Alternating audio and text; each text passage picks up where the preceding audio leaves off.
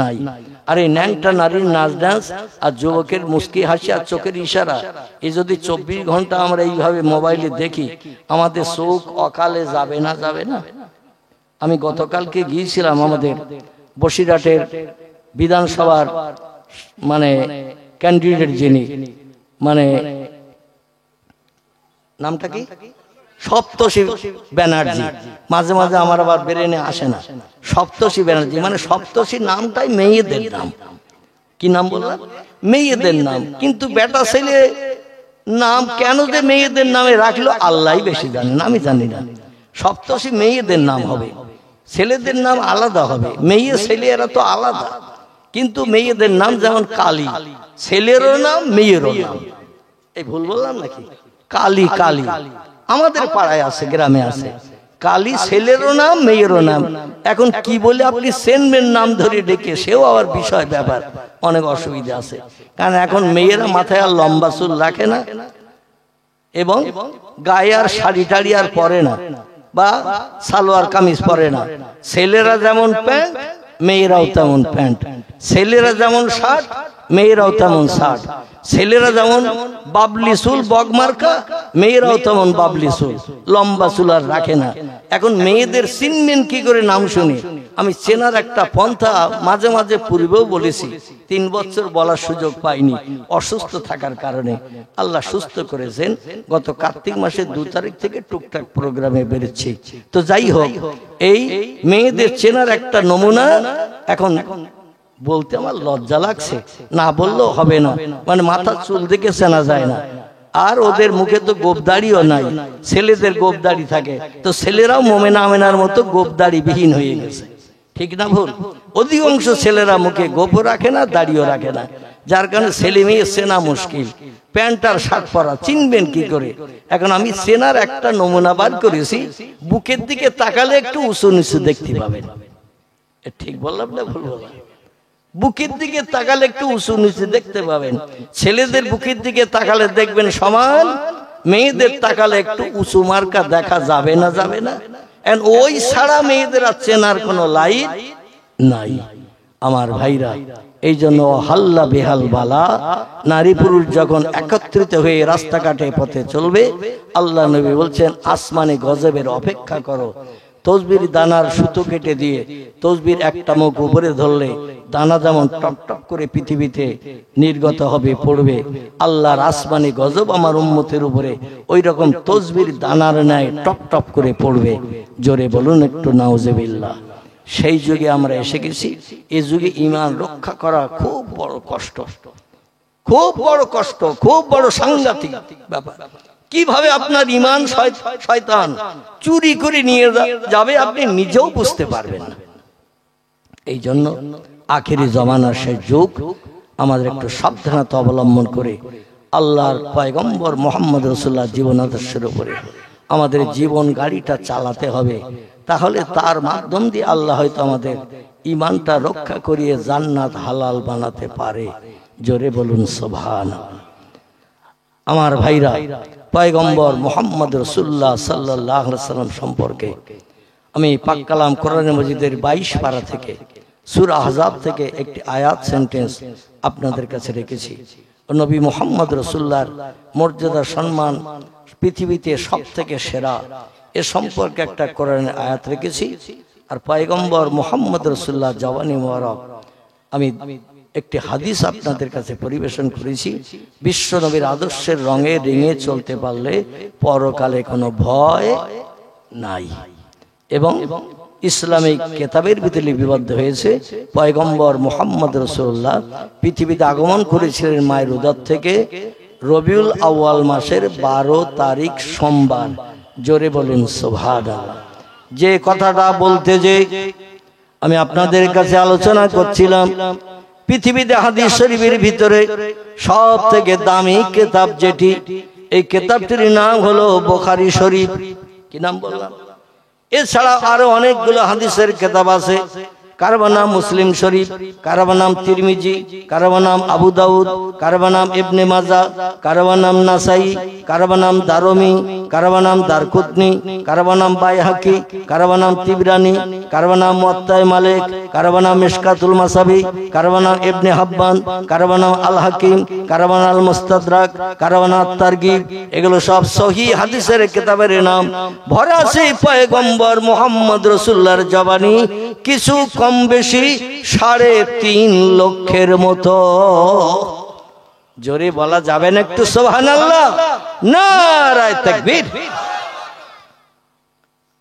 শরীয়তের ফতোয়ার কিতাবে মুফতিগণ জানিয়েছে, কোরআনে আছে 114টি চ্যাপ্টার, সূরা, অধ্যায় এবং 6666টি সেন্টেন্স, বাক্য, আয়াত, 3,44,740টি হরফ, বর্ণমালা, অক্ষর। অন্যান্য বর্ণনাকারীরা আবার মতভেদ করে কিছু পার্থক্য বর্ণনা করেছেন। যাই হোক, আমি যে কিতাব থেকে বলছি সে কিতাবে লেখা আছে 3,44,740টি হরফ, বর্ণমালা, অক্ষর দিয়ে 1450 বছর আগে আল্লাহ কোরআনকে কুড অফ কমপ্লিট করে আমাদের কল্যাণের জন্য কিয়ামত পর্যন্ত পৃথিবী দিয়েছেন। কোরআন ততদিন পৃথিবীতে মানুষের ঘরে থাকবে, কিয়ামত যতদিন আসন্ন না হবে। কিয়ামত হওয়ার কিছুদিন আগে কোরআনের পৃষ্ঠাগুলো সাদা কাগজ থাকবে, আল্লাহর বাণী লৌহে মাহফুজে সংরক্ষিত মিষ্টি মধুর ভাষা। আল্লাহ এটা কোরআন থেকে উঠিয়ে নিয়ে নেবেন। কোরআন যতদিন পৃথিবীতে থাকবে ততদিন পশ্চিম দিকে সূর্য উদয় হবে না। জোরে বলুন সুবহানাল্লাহ। পূর্ব দিকে সূর্য অস্তমিত হতে যাবে না। এই কোরআন উঠে যাওয়ার পরে আল্লাহ অ্যাকশন করবেন।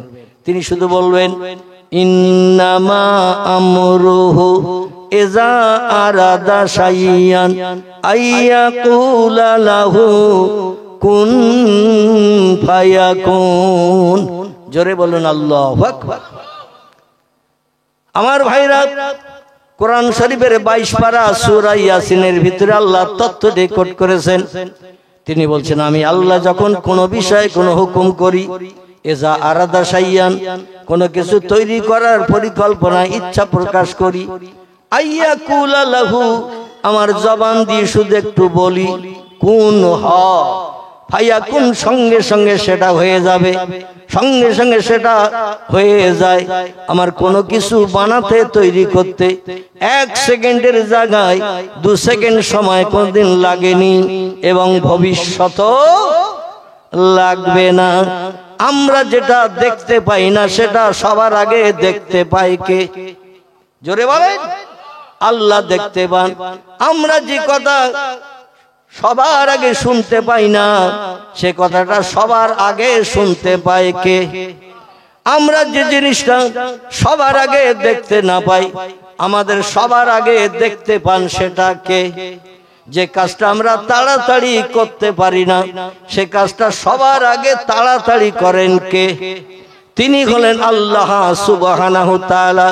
তিনি বলছেন, আমি যখন কোনো বিষয়ে কোনো হুকুম করি, এজা আরাদা শাইয়ান, কোনো কিছু তৈরি করার পরিকল্পনা, ইচ্ছা প্রকাশ করি, আইয়াকুলা লাহু, আমার জবান দিয়ে শুধু একটু বলি, কুন, আরবি ভাষা, বাংলা অর্থ হলো হ। বাংলা অর্থ কি? আরবি ভাষায় শব্দটি হলো কুন, বাংলা ভাষায় শব্দটির বাংলা হলো হ। আল্লাহ বলেন এটা হ, ওটা হ, সঙ্গে সঙ্গে ফায়াকুন, সঙ্গে সঙ্গে সেটা বাস্তবে রূপান্তরিত হয়। জোরে বলুন একটু সুবহানাল্লাহ। আমাদের প্রিয় নেতা রাহবার কামলিওয়ালা মুহাম্মদ রাসূলুল্লাহকে আল্লাহ পাক আরবিতে 12টি মাসে বৎসর গণনা হয়, ইংরেজিতে 12টি মাসে বৎসর গণনা হয়, বাংলায় 13টা মাসে বছর হয় নাকি? কি? আল্লাহু আকবার। তাহলে বাংলায় 12টা নাকি? আপনারা ঘুমিয়ে আছেন কিনা তা একটু যাচাই করতে চাচ্ছি, মানে হ্যাঁ বলেন কিনা। আমি মাঝে মধ্যে হাত তুলতে বলি, কিছু মানে হাত তুলে দেয়, কিন্তু হাতটা তোলার কোনো দরকার নাই, তবু তোলে। মানে বসে থাকে শ্রোতা এখানে, মন থাকে বাড়ির গরম গোশতের হাঁড়িতে। ঠিক বললাম না ভুল বললাম? আর গোশতের হাঁড়িতে যদি মন থাকে হুজুর কখন ছেড়ে দেবে, গরম গরম, যদি ঠান্ডা হয়ে থাকে শীতকাল তাহলে গরম গরম তো স্টোভে গরম করে কিংবা কাঠ দিয়ে একটু গরম করে গরম টেস্টফুল খাবো, এই চিন্তায় যদি এখানে কেউ বসে থাকে, হুজুর বলবে নেতাজি, শ্রোতা শুনবে পেয়াজি। হুজুর বলবে জ্যোতি বোস, শ্রোতা শুনবে তক্ত ঘোষ। ঠিক বললাম না ভুল বললাম? মানে বলবো একরকম, শুনবে আর এক রকম। এই জন্য আরবিতে যদি মাস 12টি হয়, ইংরেজিতে কটা মাসে বছর? 12টি, বাংলায় 12টি। আমাদের বাচ্চা ছেলেরা যারা স্কুলে পড়াশোনা করে, ওদের যদি বলা হয় বাংলা 12 মাসের নাম বল, ও বৈশাখ থেকে শুরু করে একদম চৈত্র পর্যন্ত বলে দেবে। ঠিক বললাম না ভুল বললাম? যদি বলা হয় ইংলিশ মিডিয়াম স্কুলে পড়িস, ইংরেজিতে 12 মাসের নাম বল, ওরা একদম লাগবে না, হাফ দমে বলে দেবে জানুয়ারি, ফেব্রুয়ারি, মার্চ, এপ্রিল, মে, জুন, জুলাই, আগস্ট, সেপ্টেম্বর, একেবারে ডিসেম্বর পর্যন্ত একদমে বলে ফেলবে না। ওই বাচ্চাদের যদি জিজ্ঞাসাবাদ করা হয় আরবিতে কত মাসে বছর, বলে হুজুর জানি না। যদি বলে দেয় 12 মাসে বছর, বলে তা আবার আপনার কাছ থেকে শুনলাম, আরবি 12 মাসের নামটা একটু বলবে হুজুর একটু পেশাব করিয়ে আসি। এই বলবে না? মানে ওর বুদ্ধি যুক্তিতেও পালিয়ে যাবে, হুজুরের সামনে আর আসতে চাইবে না। এই জন্য বলবে একটু পেশাব করে আসি। কিন্তু সেই খোদার কসম, মুসলমানদের জন্য আল্লাহর তরফ থেকে যত রহমতি দিন, যত আল্লাহ পাকের তরফ থেকে করুণার দিন, বরকতের দিন আল্লাহ পৃথিবীতে দান করেছেন, সব আরবি মাস ছাড়া ইংরেজি বাংলা মাসের কোনো দিনে আল্লাহর রহমত বর্ষিত হয় না। যত করুণা রহমত আল্লাহ পৃথিবীতে দান করেছেন, আরবি মাসের নির্দিষ্ট দিনে আল্লাহ পাক আসমানি রহমত বর্ষণ করে উম্মতি মুহাম্মাদের মুখে হাসি ফুটিয়েছেন। চিল্লায়ে বলুন একটু সুবহানাল্লাহ। আরবিতে 12টি মাস। প্রথম মাসের নাম মুহররম, দ্বিতীয় মাসের নাম সফর, তৃতীয় মাসের নাম রবিউল আউয়াল, চতুর্থ মাসের নাম রবিউল সানি, পঞ্চম মাসের নাম জমাদুল আউয়াল, ষষ্ঠ মাসের নাম জমাদুল সানি, সপ্তম মাসের নাম রজব, অষ্টম মাসের নাম শাবান, নবম মাসের নাম রমজান, দশম মাসের নাম শাওয়াল, 11তম মাসের নাম জিলকদ, 12 নম্বর মাসের নাম জিলহজ। বোঝা গেল? আচ্ছা, আমি 3 বার বললে মুখস্থ হবে? হবে না। কিন্তু ইংরেজি বাংলা বললে মুখস্থ হবে। সৌদি আরবের দেশের ভাষা, এই 3 বার বললে মুখস্থ হবে না। মুখস্থ করার চিন্তাই আমাদের মগজে নাই। কিন্তু মানুষ পৃথিবীতে যখন জন্ম নেয়, জন্ম নেওয়ার সঙ্গে সঙ্গে ওর কানে আরবি ভাষার আওয়াজ দেয়া হয়। ঠিক বললাম না ভুল বললাম? কোনো বাচ্চা ছেলে হোক বা মেয়ে হোক, মায়ের উদর থেকে যখন পৃথিবীতে ভূমিষ্ঠ হয়, ওর কানে কিন্তু আরবি ভাষার আওয়াজ দেয়া হয়। এলাকার মুয়াজ্জিন কিংবা আল্লাহওয়ালা মানুষ বাচ্চা হলেই ডাকা হয়, চাচা ও দাদা আমাদের বাড়িতে একটা বাচ্চা হয়েছে, একটু আজান দিয়ে যান। এই বলে না? এটা শরীয়তের বিধান। কারণ ইবলিস শয়তান যখন কোনো বাচ্চা পৃথিবীতে জন্ম নেয়, তিরমিজি শরীফের হাদিস, আল্লাহ নবী সাল্লাল্লাহু আলাইহি ওয়াসাল্লাম বলছেন, শয়তান দৌড়িয়ে এসে ওর গায়ে হাত দেয়। শয়তান দৌড়িয়ে এসে ওর গায়ে হাত দেয়, বলে প্রথম আমি তোর গায়ে হাত দিয়ে তোরে মহব্বতের বন্ধু বানিয়ে নিলাম, আমার নেতৃত্ব মানবি, আমার কথা শুনবি, আমার মতাদর্শ মোতাবেক চরিত্র তৈরি করে চলবি, এই জন্য তোরে আমি আপন বানিয়ে নিলাম, আমার দল থেকে যেন বেরিয়ে যাবি না। আল্লাহ নবী বলছেন, তিরমিজি শরীফের হাদিস, বাচ্চা যেই জন্ম নেবে, শয়তান এসে গায়ে হাত দেওয়ার আগে ওর কানে একটু আজান ধ্বনি শোনাবে। কারণ নবী সাল্লাল্লাহু আলাইহি ওয়াসাল্লাম জানিয়েছেন, আল্লাহু আকবার ধ্বনির আওয়াজ যেখানে ওঠে, এই আওয়াজটা যত দূর পর্যন্ত যায়, শয়তান তার ভিতরে ঢোকার কোনো সুযোগ পায় না। জোরে বলুন একটু সুবহান। আর শয়তান এসে যদি গায়ে হাত না লাগাতে না পারে, ওই ছেলেটাকে কুপথগামী বিভ্রান্ত শয়তান ভবিষ্যতে করতে পারবে না। এই জন্য বাচ্চা ছেলে হোক বা মেয়ে হোক জন্ম নিলে আল্লাহওয়ালা মানুষ, ইমাম সাহেব, হাফেজ সাহেব কিংবা আলেম সাহেব বা নামাজি পরেরগার চাচারে ডেকে একটু আজান দিয়ে নেবেন। এটা আমাদের ধর্মীয় বিধান। তো আজান শব্দটা যেটা দেয়া হয়, মুয়াজ্জিন মসজিদে যখন আজান দেয় কি বলে? প্রথম আলহামদুলিল্লাহ। মুয়াজ্জিন প্রথম বলে আল্লাহু আকবার। আল্লাহু আকবার শব্দটি হলো আরবি ভাষা, এর বাংলা অর্থ হলো আল্লাহ মহান, আল্লাহ শ্রেষ্ঠ, আল্লাহ বড়, আল্লাহর উপরে বড় আর কেউ নাই। এই কথাটা বলে ওর কানে প্রথম আওয়াজ দেয়া হয়। আচ্ছা, মানুষ যখন মারা যায়, কাপড়ে চকলেটের মতো মুড়িয়ে 3টে বাঁধন দিয়ে কবরে যখন নামানো হয়, তখন ইংরেজি বলা হয়, তো কথা বলেন, ফার্সি বলা হয়, উর্দু বলা হয়, হিন্দি বলা হয়, বাংলা বলা হয় কি কোনো ভাষা বলা হয়? কবরে যখন লাশ নামানো হয় দেখবেন আরবি ভাষায় তারে শেষ বিদায় দেয়া হয়, বিসমিল্লাহে ও আল্লাহর বান্দা, আমরা শুরু করছি তোমার কানে একটু তথ্য পৌঁছে দেওয়ার জন্য। সেই তথ্যটি হলো বিসমিল্লাহে ফি সাবিলিল্লাহি ওয়া আলা মিল্লাতে রাসূলিল্লাহ। জোরে বলুন একটু সুবহানাল্লাহ। কবরে রাখা হলো লাশ, মাথার বাঁধন খোলা হলো, কোমরের বাঁধন খোলা হলো, পায়ের দিকগার গিরোর কাপড় খোলা হলো, গোলাপ পানিটা ছিটানো হলো। এবার উপরে বাঁশ বাকারে দিয়ে যখন মাটি চাপা দেওয়া হবে, মাটি চাপা দেওয়ার পরে ইমাম বলে শেষ বিদায় নিয়ে চলে যাব, তোমার বাপের কবরের ধারে আমরা আর কোনোদিন আসবো না, তো ভবিষ্যতে যদি ডেকে আনো কিছু মালমাত্তা লাগবে তার প্রতিদানে হাত তুলে দোয়া করব। তো তোমার বাপ কতদিন এই কবরে থাকবে সেটা জানিয়ে দিতে চাই। এখন বাপ তো অন্ধকার গর্ত কবরের ভিতরে, যে কবরের দরজা নাই জানালা নাই, অন্ধকার বদির কারাগার। আল কবরুন বাইতুদ্দুদ, আল কবরুন আউয়ালান মিন মানাজিল আখিরা। আল্লাহ নবী বলেন কবর হলো পোকামাকড়ের ঘর। আল কবরুন জুলমাতুন আদিকুহু, কবর হলো অন্ধকার বদির কারাগার। এখানে যে ব্যক্তি নিষ্কৃতি পাবে কিয়ামত পর্যন্ত কবরে সে সুখ সমৃদ্ধিতে বসবাস করবে। আর কবর পরীক্ষায় যে লোকটি ফেল করে যাবে সে কিন্তু চরম বিপদগ্রস্ত হবে, কিয়ামত পর্যন্ত জাহান্নামের আগুনে তারে দগ্ধ হতে হবে। এই জন্য কবরস্থ ব্যক্তি কতদিন থাকবে ও তো জানে না।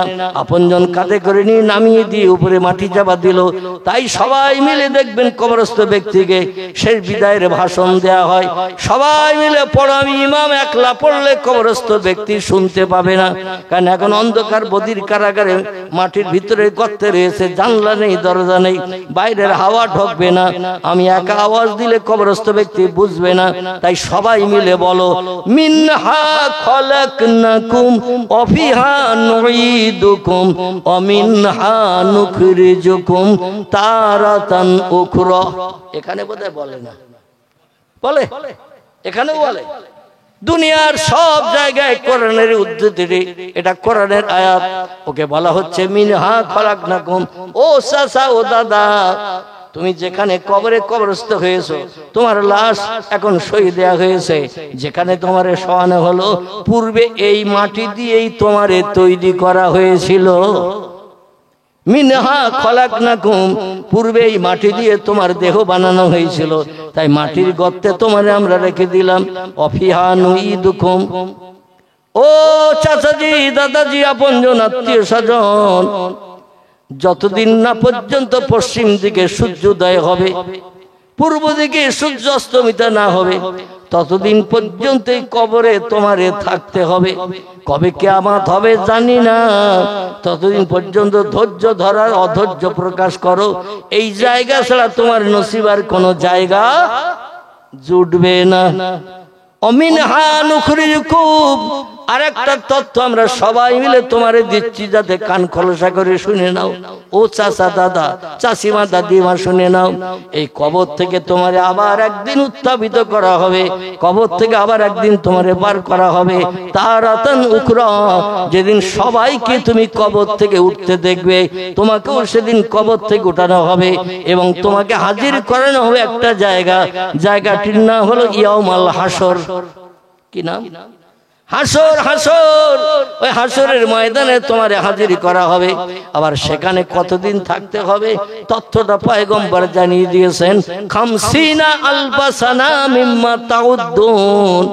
দুনিয়ায় যেভাবে তোমরা মাস গণো, যেভাবে দিন গণনা করো, 24 ঘন্টার দিন গণনা করো, 30 দিন 31 দিনে মাস গণনা করো, এইভাবে 360-65 দিনে বছর গণনা করো। হাসরের মাঠে অত সময় পর্যন্ত তোমাকে অবস্থান করতে হবে, অত সময় সূর্যের রৌদ্রে দাঁড়িয়ে থাকতে হবে। দিনটা হবে 50,000 বছরের সমান। কতদিন? 50,000 বছরের সমান। সেদিন সূর্যার 9 কোটি 30 লক্ষ মাইল দূরে থাকবে না, মানুষের মাথার উপরে 1 মাইল মাথার উপরে নেমে আসবে। এখন সূর্য একটা মুখ দিয়ে কিরণ দিচ্ছে, তা সরাসরি পৃথিবীতে দেয় না। রাসূল পাক সাল্লাল্লাহু আলাইহি ওয়াসাল্লাম এই যে মাসটা আমাদের কাছ থেকে খুব সত্তর বিদায় হয়ে যাচ্ছে, মাসটির নাম হলো রজব। এই রজব মাসের 26 তারিখের দিনগত রাত পয়গম্বর মুহাম্মদ রাসূলুল্লাহ চতুর্থ আসমানে যে দেখলেন ওখানে সূর্যকে সেট করা রয়েছে চতুর্থ আকাশে। জোরে বলুন সুবহানাল্লাহ। আচ্ছা, আমরা যখন দিনের বেলা সূর্যের দিকে তাকাই কোন আকাশের নিচে দেখতে পাই? কথা বলে প্রথম আকাশ, নীল আকাশ। ওই নীল আকাশের তলায় সূর্য যেন চলছে, এটাই আমরা দেখি না। অতএব বিজ্ঞানীরা আবার উল্টো তথ্য দিয়েছে। তারা বলছে পৃথিবী ঘূর্ণয়মান, চন্দ্র সূর্য স্থির। আল্লাহ বলে ক গেলাস খেয়েছিস তাই বল। সূর্য তুই বানাসনি, তোর বাপ বানায়নি, তো চাচাও বানায়নি, দাদাও বানায়নি, সূর্য বানিয়েছি আমি, আর কোথায় রেখেছি আমি জানি। আর তোদের মগজ সাফ করার জন্য আমার কোরআনে তথ্য কোট করে দিয়েছি, অশামসু ওয়াল কামারু বিহুসবান, চন্দ্র আর সূর্য হলো ঘূর্ণয়মান। আর তোরা বলছিস পৃথিবী ঘূর্ণয়মান, চন্দ্র সূর্য স্থির। চিল্লায়ে বলুন একটু নাউজুবিল্লাহ। বিজ্ঞানের কথা যদি বিশ্বাস করেন আর কোরআনের কথা যদি অবিশ্বাস করেন, সঙ্গে সঙ্গে আমি আপনি আর মুসলমান থাকবো না, আমাদের কাফেরে রূপান্তরিত হতে হবে। কাফের যদি আমরা হয়ে যাই কোরআনের একটা কথা অবিশ্বাস করার কারণে, আমাদের ঠিকানা হবে জাহান্নাম। জোরে বলুন একটু নাউজুবিল্লাহ। এই জন্য কোরআনের কথা মগজে অ্যাডজাস্ট হোক না হোক, কোরআনের কথা মেমোরিতে সত্য বিশ্বাস হোক বা না হোক, বিশ্বাস রাখতে হবে আল্লাহর কোরআনের কথা সত্য, বিজ্ঞানের কথা মিথ্যা। কোরআনের সঙ্গে বিজ্ঞানের মতামত যদি এক হয়, বিজ্ঞানের কথা মেনে নিতে আমাদের আপত্তি নাই।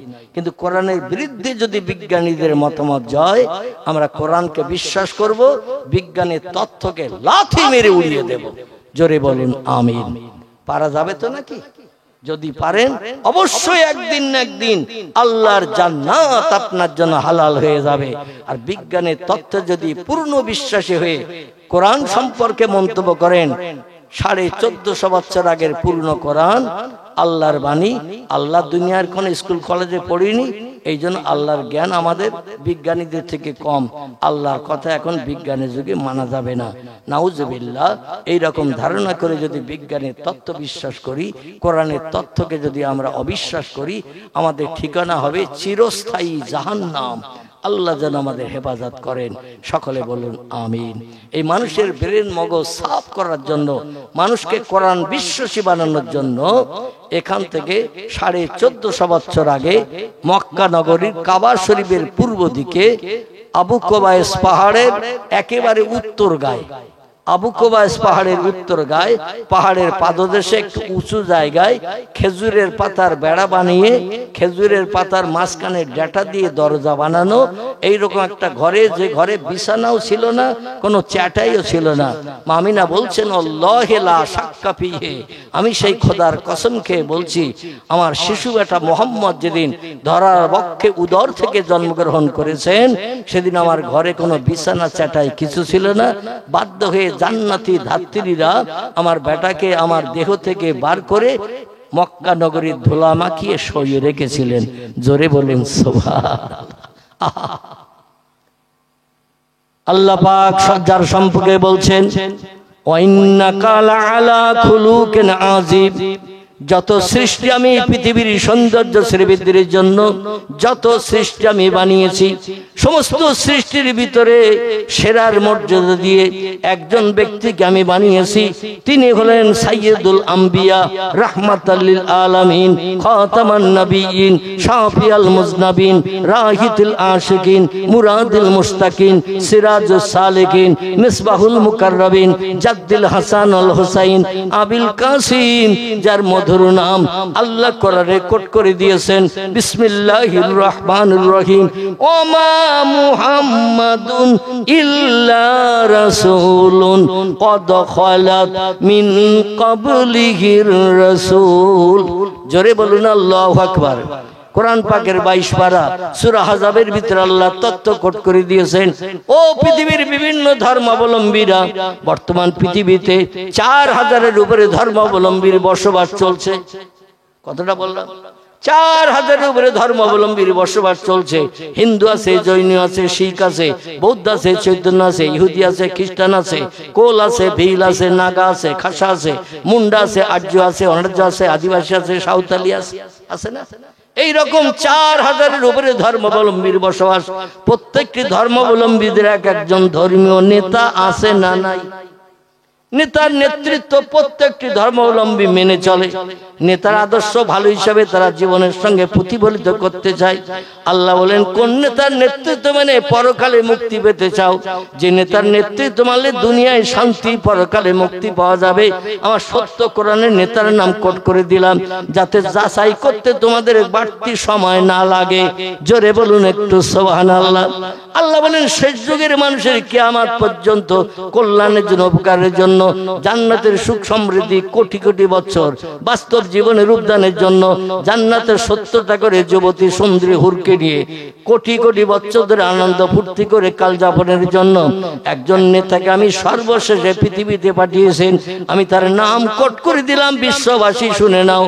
ওমা মুহাম্মাদুন ইল্লা রাসূলুন কদ খালাত মিন ক্বাবলিহির রাসূল।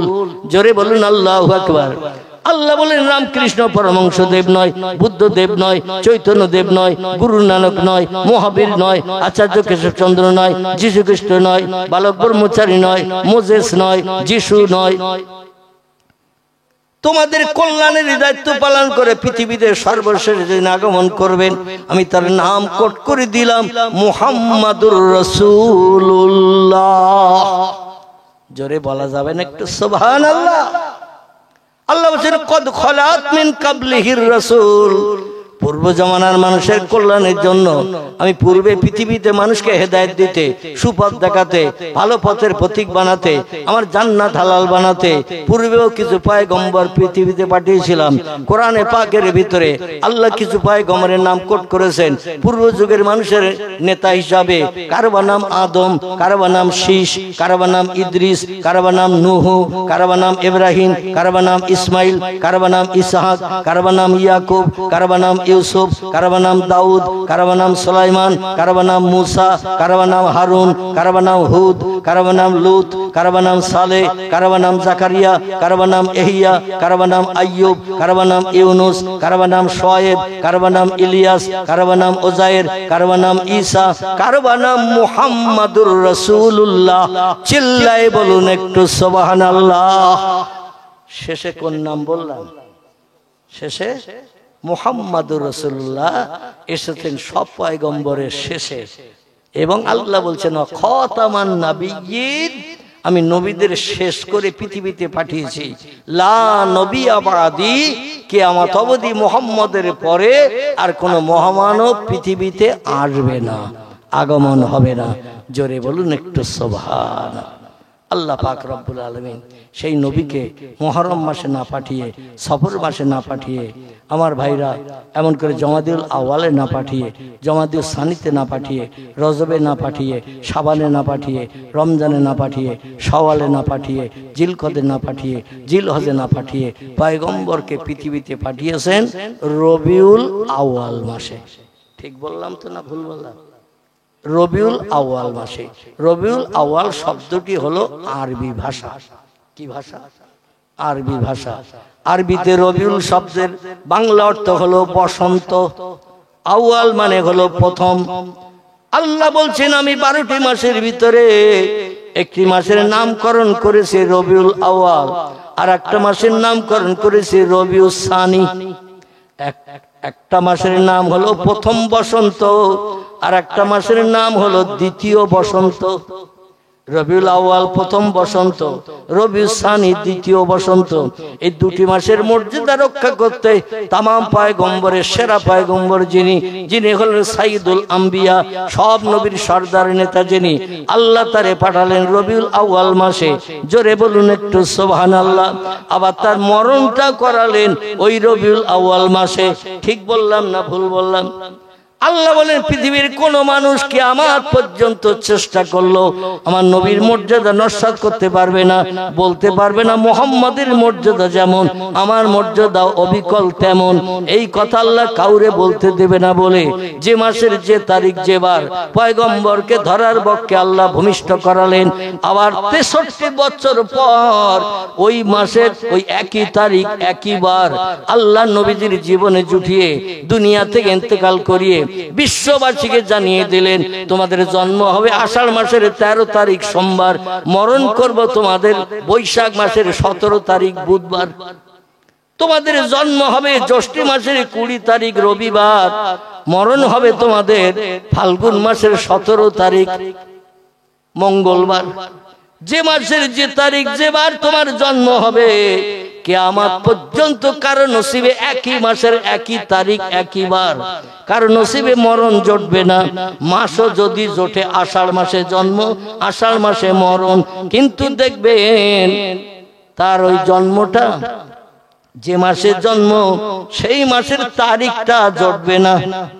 12 তারিখ কি 15 তারিখ 20 তারিখ যে তারিখে জন্ম নিয়েছে ওই তারিখে আবার মরণ, এটা তার নসিবে কোনোদিন কিয়ামত পর্যন্ত জুটবে না।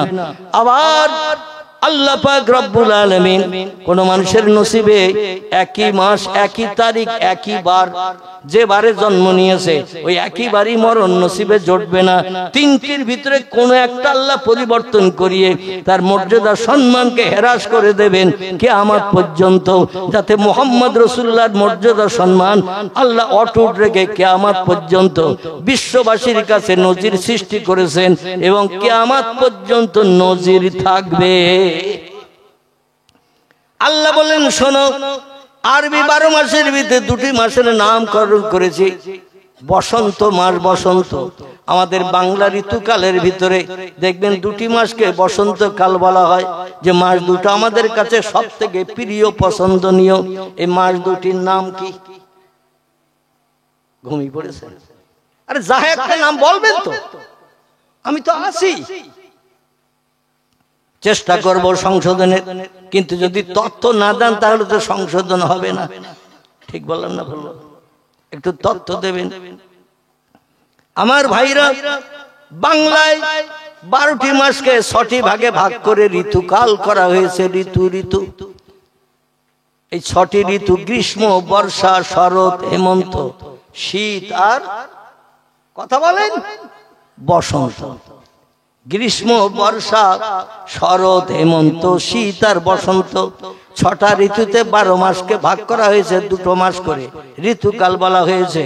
এই 6টি ঋতুর ভিতরে কোন ঋতুটা আমাদের কাছে সব থেকে প্রিয় পছন্দনীয়? এত সহজ করে বলছি তাও মগজে আসতেছে না। 6টি ঋতুর ভিতরে কোন ঋতুটা প্রিয় পছন্দনীয়? এই 6টি ঋতুর ভিতরে 5টা ঋতু আমাদের নাম শুনলে ভয় হয়। গ্রীষ্মকাল যেই আমাদের কাছে আসে, ফ্যানের হাওয়া খুঁজি না, এয়ার কুলারে ঠান্ডা বাতাস খুঁজি না, কিংবা এসি ঘরে ঢুকতে চাই না। প্রচন্ড রৌদ্রতা বৈশাখ জ্যৈষ্ঠ মাসে পড়ছে, এই জন্য রৌদ্র থেকে নিষ্কৃতির জন্য এসি ঘর খুঁজি, এয়ার কুলারের ঘর খুঁজি, ফ্যানের হাওয়া খুঁজি। বৈশাখ জ্যৈষ্ঠ মাসের নাম শুনলে ভয় পাই, পুকুরের পানিও পর্যন্ত গরম হয়ে যায়, ঠিক কি না? এরপরে 2টি মাসকে একটা ঋতু বলা হয়েছে। গ্রীষ্মর পরে হলো বর্ষা। কি বলা হয়? বর্ষাকাল আষাঢ় আর শ্রাবণ 2টি মাসকে বর্ষাকাল বলা হয়েছে। বর্ষাকালের নাম শুনলে আপনাকে বাইরে যেতে গেলে ছাতা বগল দাবাই করে নিয়ে যেতে হবে না? থলিতে করে ছাতা নিয়ে যেতে হবে না? হঠাৎ ঝুমঝুম করে পানি পড়বে, ফাঁকা জায়গায় পানি আসবে আকাশ থেকে, আর ভিজে পুড়ে মরতে হবে, ঠান্ডা পানিতে ভিজতে হবে। এই জন্য অধিকাংশ ব্যক্তি বর্ষাকালে ছাতা নিয়ে বার হয় না। আবার বর্ষাকালে দেখবেন আকাশ থেকে পানি বর্ষণ হওয়ার কারণে এলাকার রাস্তাঘাট এখন তো পাকা হয়ে গেছে। আগে যখন মাটির রাস্তা ছিল কাদা মাখতো না পায়ে কি কাদা রাস্তায় হাঁটলে কাদা মেখে যেত। বাড়ি দিয়ে আবার মেয়েদের বলতে তো পানি দাও 3 বদনা, চটপটি কাদা মেখে এসেছি। বর্ষাকাল আমাদের কাছে প্রিয় নাই। শরৎকাল হেমন্তকাল আমার ভাইরা, এমন করে ভাদ্র আশ্বিন একে বলা হয়েছে শরৎকাল, এবং কার্তিক অগ্রহায়ণ একে বলা হয়েছে হেমন্তকাল। তারপরে শীতকাল বলা হয়েছে, পৌষ আর মাঘ চলতেছে না, মাঘ মাস, এই মাঘ মাসকে শীতকাল বলা হয়েছে। শীতকাল যখন আসে লেপ কম্বলের খোঁজ করি না, কোরিয়ান কম্বল কেনা চিন্তা করি না। আমার ভাইরা, শীতের হাত থেকে, প্রকোপ থেকে বাঁচার জন্য চিন্তা ভাবনা আমরা করি। এই কারণে 6টি ঋতুকালের ভিতরে আমাদের বাংলা ঋতুতে একটি ঋতু খুব প্রিয়, পছন্দনীয়, সেটি বাংলা নাম হলো বসন্তকাল। কি নাম? বসন্তকাল। ফাল্গুন আর চৈত্র মাস, এই দুটোকে বসন্তকালের মাস বলা হয়েছে। এই বসন্তকালের মাস যখন আসে দেখবেন দক্ষিণ দিক থেকে হাওয়া হয়। কোন দিক থেকে? দক্ষিণ দিক থেকে হাওয়া হয়। অনেক ছেলেরা রাস্তার ধারে ফাঁকা জায়গায় জামার বুকের বর্ডার খুলে দিয়ে দক্ষিণে হাওয়া বুকে লাগায়। ঠিক বললাম না ভুল বললাম? আর এই বসন্তকালে দেখবেন কোকিলেরা গাছের শিকড়ে, গাছের মাথায় বসে বসে ভোরবেলা একটু আওয়াজ দেয়, সলিমউদ্দিন চাচার ঘুম ভাঙানোর জন্য, আব্দুল করিম ভাইয়ের ঘুম ভাঙানোর জন্য কুহু কুহু করে ডাকতে থাকে এই বসন্তকালের ঋতুতে। ঠিক বললাম না ভুল বললাম? ওরা কুহু কুহু রবে ডাকে আর বলে, আল্লাহ, দিনের আলো পূর্ব দিক থেকে বার হওয়ার উপক্রম হয়েছে, রক্তিম আভা পূর্ব দিকে দেখা যাচ্ছে, সূর্য উদয় হবে তার নমুনা। সূর্য উঠে গেলে আমাদের বিপদের আশঙ্কা। ও আল্লাহ, কাক, চিল, শকুন, ফিঙে পাখি আমাদের চক্ষু বেড়ে দেখতে পাবে না। দিনের আলো যেই বেরিয়ে যাবে আমাদের তখন পালাতে হবে, লুকাতে হবে, অন্যথায় ঠুকরে ঠুকরে আমাদের জীবন নাশ করে দেবে। আল্লাহ, সারাদিন রোজা রাখতে হবে ইমানদার মুমিন মুসলমানদের মতো।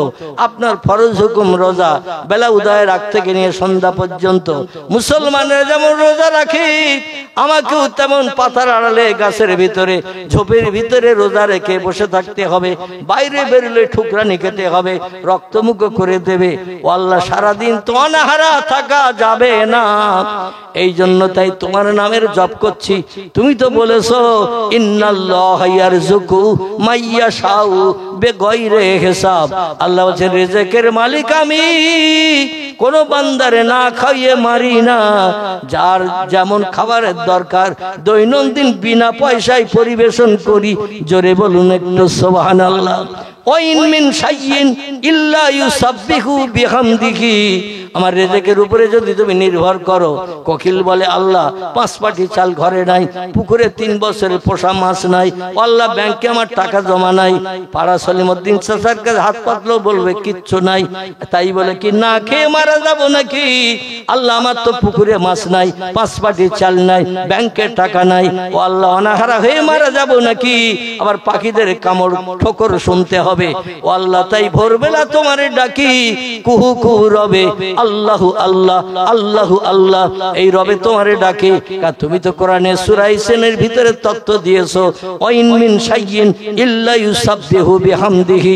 জোরে বলুন একটু আল্লাহু আকবার। আল্লাহ বলছেন, আমার নামের জপ জিকির যারা করে, আমার নামের স্মরণ যারা করে, আমি আল্লাহ তাদের না খাইয়ে মারি না। আমার দেওয়া খাবার ছাড়া একদানা বাড়তি তারা খেতে পারে না, একদানা কমও খায় না। যেটা প্রত্যেকটি সৃষ্টির জন্য বরাদ্দ করি সেটাই তার নসিবে জুটে যায়। জোরে বলুন একটু আল্লাহু আকবার। এই জন্য কোকিলেরা দিনের বেলা ঠোকরানি খাওয়ার ভয়তে গাছের পাতার ভিতরে ঝোপের আড়ালে চুপ করে থাকে। আল্লাহ বলছেন, ভোরবেলা আমার নামে জপ করছিস, এই ভোরবেলা শান্তির ঘুমের বিছানা, লেপ কম্বল ছেড়ে ঠান্ডা পানিতে ওযু করে যারা নামাজে দাঁড়িয়ে যায়, এরা আল্লাহর প্রিয় হয় না অপ্রিয় হয়? এরা আল্লাহর সব থেকে প্রিয় হয়। ফজরের নামাজটা কিন্তু কষ্টের নামাজ, ফজরের নামাজটা অনেক কষ্টের নামাজ। এই নামাজ যারা আদায় করে আল্লাহ তাদের অতি আপন হয়ে যায়। আল্লাহ বলছেন, কোকিল রে, আমার নামে জপ করছিস ভোরবেলা, আল্লাহ আল্লাহ বলছিস, তুই যেখানে বসে বসে এই ভোরবেলা আমারে ডাকছিস। গতকাল বিকালবেলা এই গাছের ডালে বসে থেকে সন্ধ্যা হয়ে গেছে, রাত হয়ে গেছে, ভোর হয়েছে। যে ফলটা গতকাল তুই দেখেছিলি কাঁচা, এখন একটু তাকিয়ে দেখ, ভোরের আবসা আলো বেরিয়েছে, ওই ফলটা আমি পাকিয়ে দিয়েছি। তুই আল্লাহ আল্লাহ করছিস বলে কাঁচা ফল পাকিয়ে তোর জন্য রেডি করে রেখেছি। জোরে বলুন সুবহান। ওইখানে তাকিয়ে দেখ, ওই পাকা ফলটা খা, কলিজা ঠান্ডা কর, ঝোপের ভিতরে সারাদিন থাক, তোর আর ক্ষুধার যন্ত্রণায় কষ্ট পেতে হবে না। জোরে বলুন সুবহান। মামিনা বলছেন, আল্লাহি লা শাক্কা ফিহি, সেই খোদার কসম, আল্লাহ পাক রব্বুল আলামিন বড় শান্তির মাস, পবিত্র মাস, ভালো মাস, বসন্ত মাস, যে মাস মানুষের কাছে বড় প্রিয় পছন্দনীয়, সেই মাসে আমার বেটা পয়গম্বর মুহাম্মদ রাসূলুল্লাহকে ধরার পক্ষে পাঠিয়ে দিয়ে আমার কলিজা ঠান্ডা করেছিলেন, দুশ্চিন্তা দূর করেছিলেন, অভাব অনটন দূর করে দিয়েছিলেন। আমার মুহাম্মদের মুস্কি হাসি জন্মের পর একটাবার আমার চামড়ার চোখে যখন দেখতাম, আমার ক্ষুধা পিপাসা বলতে কিছুই আর দেহে থাকতো না। জোরে বলা যাবে কি একটু সুবহানাল্লাহ? নারায়ে তাকবীর। বন্ধুগণ, কম বেশি আপনারা জানেন ইসলামিক ইতিহাস, আলেমুল আমাদের কাছ থেকে শুনেছেন, নিজেও বই পড়ে পড়ে অবগত হয়েছেন। বিশ্ব নবী মুহাম্মদ রাসূলুল্লাহর জন্মটা ছিল মুজিজায় ভরা। মুজিজা শব্দ হলো আরবি ভাষা, বাংলা অর্থ হলো অলৌকিক, তাজ্জব, আশ্চর্যজনিত ঘটনা। মামিনা বলছেন, আল্লাহ হে, আমার মুহাম্মদের পেটে আসা থেকে নিয়ে আমার মুজিজা শুরু।